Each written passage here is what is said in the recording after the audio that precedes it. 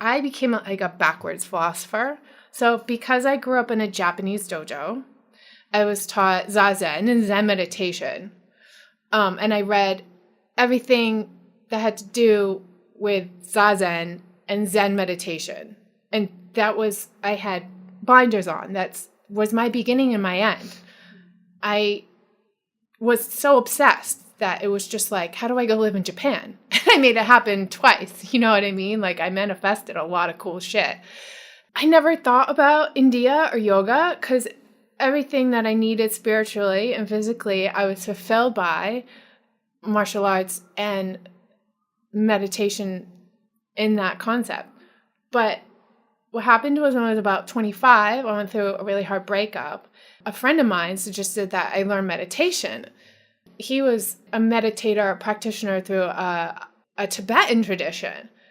And so I was like, oh, well, yeah, I know meditation, but I didn't have a teacher and I didn't have a Sangha. I had nothing. It was just me sitting in my room alone doing what I had done since I was, 10 years ago. And that wasn't getting me where I needed to be because I was going through a lot. So I needed more.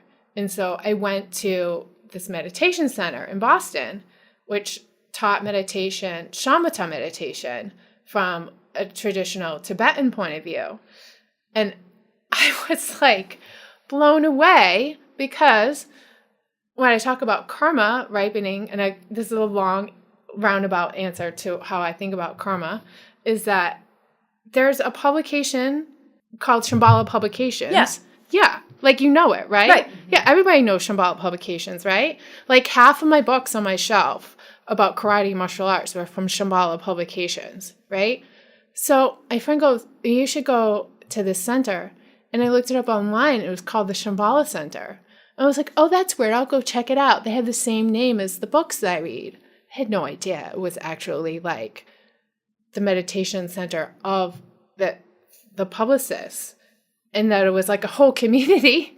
And I go, and like my second time there, the woman who started Shambhala Publications in the 60s, who learned meditation from Choga Trungpa Rinpoche, who came to the United States in the 60s, was like, I could be your meditation teacher. And I was like, what? I'm like, I have your books on my shelf.